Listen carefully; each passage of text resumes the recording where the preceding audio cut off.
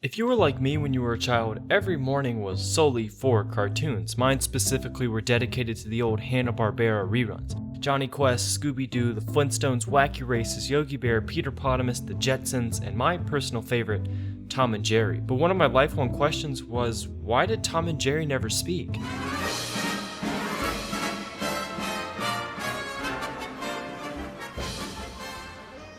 If you were to take it back to 1939, you would see the birth of this American classic, where two idea men named William Hanna and Joseph Barbera would go on to create a new animated short called Puss Gets the Boot, featuring a never-ending chase between a cat and a mouse, an idea that is about as original as my foot. It was about as original as my foot. But to their surprise, their animated short got picked up by MGM Cartoons and took off. For about 20 years actually. Tom and Jerry would air for the next 2 decades, gaining an international viewership, and it was this global audience that created the no speaking rule.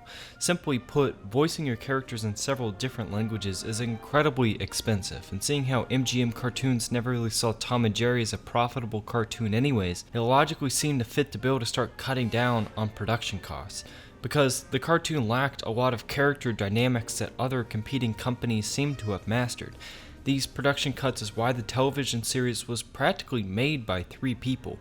William Hanna and Joseph Barbera were the writers, animators, and directors, while the score was composed by musical genius Scott Bradley, who was given the task of creating music that was universal in several countries and cultures, yet still had to create emotions out of basic movements, which was only accomplished by the invention of what I like to call dumpster jazz.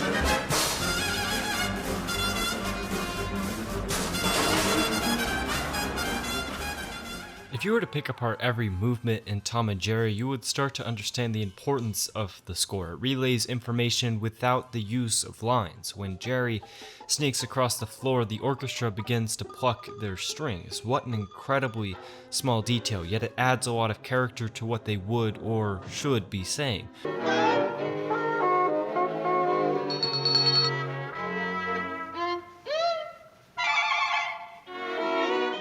Tom and Jerry is a perfect example of using music to convey emotions. Ironically, the production cuts only made the cartoon more digestible. If you've ever seen a newer episode with Tom and Jerry talking, it's very synthetic. How come you never spoke before? Well, there was nothing I wanted to say that I thought you'd understand. And there still isn't. While using this particular technique with music wasn't necessarily new, I don't believe it was ever mastered to the extent of Tom and Jerry. The score adds an essential element that other cartoons simply lack. Not to discredit any Looney Tunes fans out there, but music-wise, Tom and Jerry is exacting. William and Joseph had a cohesive artistic vision when it came to cut production costs, to simplify an already simple concept, which allowed the cartoon to be translated into any language.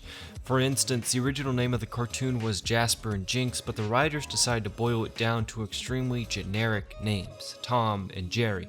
Only on rare occasions does Tom and Jerry make any kind of noise. One of the most famous would be William Hanna's personal scream,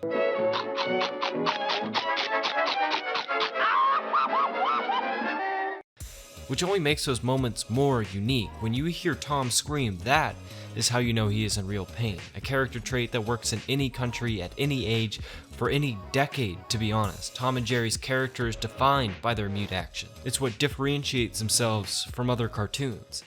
So now you know.